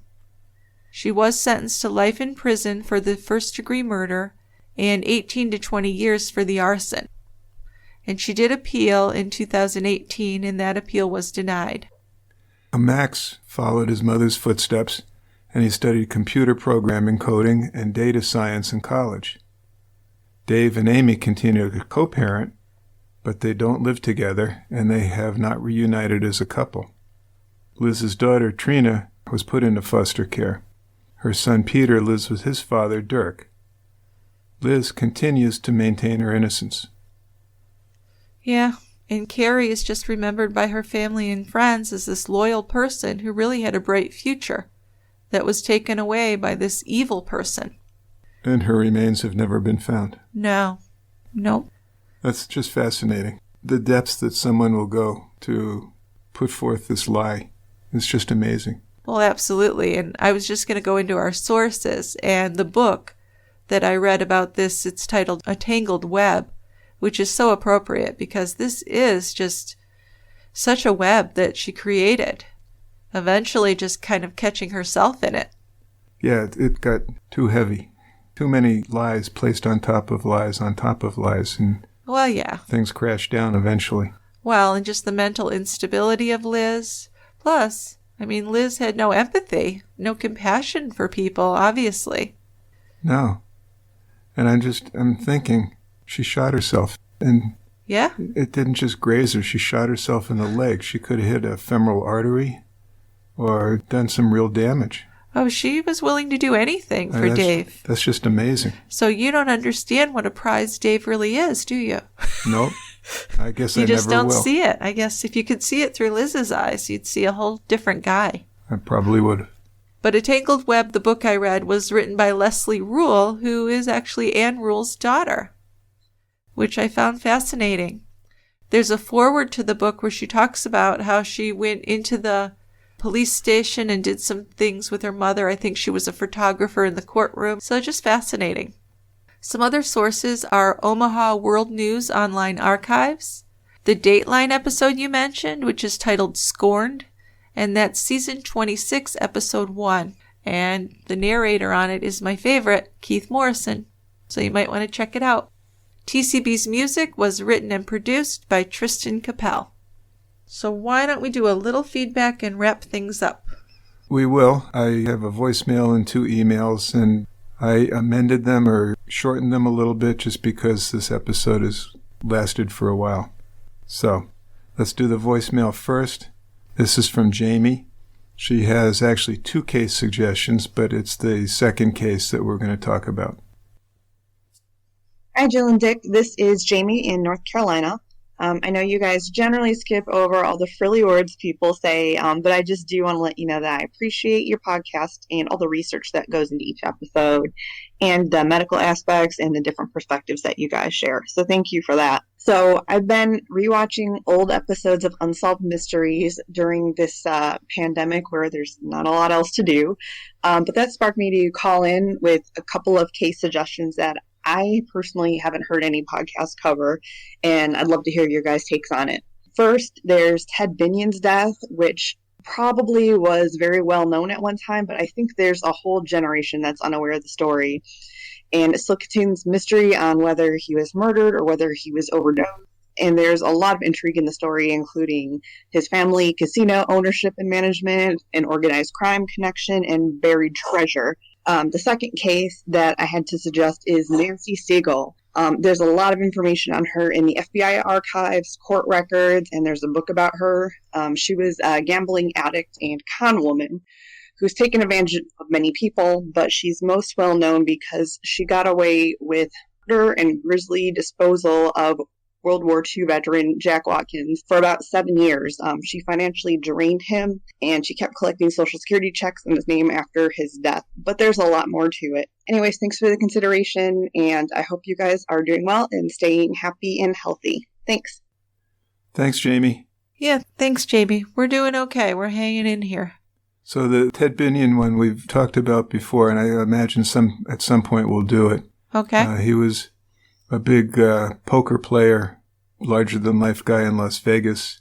I think he started the World Series of Poker or was involved. Anyway, interesting story, and we'll get around to that. The other one, this guy, Jack Watkins, who was killed by Nancy Siegel, she has this long history of attaching herself to people and something happens to them. Really? Anyway, this guy, Jack Watkins, was killed and his body got stuffed into a trunk in 1996. And they found the trunk, but his body wasn't identified for over 7 years before they found out who he was. And his companion, who was Nancy, who was also, by the way, 30 years his junior, was arrested, tried, and convicted of his murder. So that's a very truncated version of it, but it's a fascinating case, and I think we might look into that some more. I always enjoy the story of a con person like that. That's interesting. I was thinking of watching those old unsolved mysteries, and I probably will. We've just been kind of busy watching... Well, we just watched I'll Be Gone in the Dark, which was excellent, I thought. And I know I'm kind of late to the party here, but it made me have this interest in the Golden State Killer case, and then I've ended up watching a few different things on that. But yeah, I would like to get to unsolved mysteries. We will do that. And I know, as you mentioned, the Golden State Killer, we're going to be doing that one at some point. That whole DNA stuff is just fascinating. I know, it is. Yeah, it's a fascinating story. So let's do a couple emails. Okay, we have an email from Laura, and it's a case suggestion. Laura says she loves the podcast. Thank you, Laura. Wondering if you would ever consider doing a podcast on the bike path rapist, Altimio Sanchez from Buffalo, New York. Would love to hear your take on it. Thanks, and keep up the great work. So I don't know if I pronounced his first name correctly. Probably not. But I've never heard of this case. Have you? I'd never heard of it either. And this guy was active over a 30-year period. I mean, wow. He was found guilty of raping and murdering 3 women, and he raped another 10 to 15 more. So, and this is an awful long time to be active at these crimes before he got caught. Yes, absolutely. So I thought that'd be an interesting one to look into. Yeah, I would like to look into that one. So thanks, Laura. We'll do that. And then we have a case suggestion from friend of the show, Cindy. Cindy's one of our frequent flyers. We love hearing from her. Yes. She always has good cases and good ideas for us. Yeah, she's great. So this one, Cindy wants us to look into the Margie Velma Barfield murders. These occurred in North Carolina. She was sentenced to death, and the death sentence was carried out. There's a book called Death Sentence by Jerry Bledsoe that tells of the case. Now, she says, I've read this book before, I've downloaded it. So, in a nutshell, Margie Velma Barfield was a confessed murderer of 6 people. And her legacy is, I guess, she was the first woman executed in the United States when capital punishment was reinstituted. And she was killed by lethal injection in 1987. So was this a serial killer thing, or was this a mass killing? No, it was a serial killer. Wow. Yep. It's rare. A woman. Yes, very rare. So, thank you, Cindy. Yeah, thanks, Cindy. We'll definitely read about that. Okay, that's all we have for feedback today. We'll have some more next week, and we'll be back with another case. Yeah, I'm looking forward to that one, too, although this one just flabbergasted me. This one was interesting. I hope not too confusing. There's so much to it. Tried to make it. I was trying to pay close attention. You kind of have to, yeah. And we'll be back next week with the Sherry Rasmussen case. Yep, that's a good one. That's a good one that we're studying right now. Okay, well, I hope everyone is keeping safe and taking care of yourselves, and we'll see you next time at the Quiet End. We'll be there. Bye-bye. Bye, guys.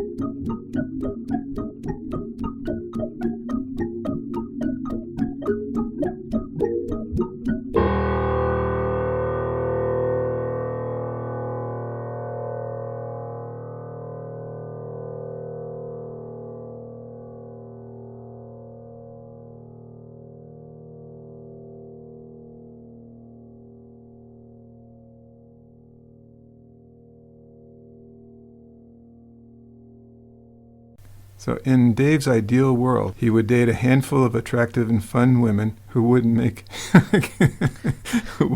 demands. But oh God, in his ideal world, Dave would date attractive and fun women who wouldn't make. I can't do it. He's an ass. We'll get to that. I'll have plenty of time to malign him.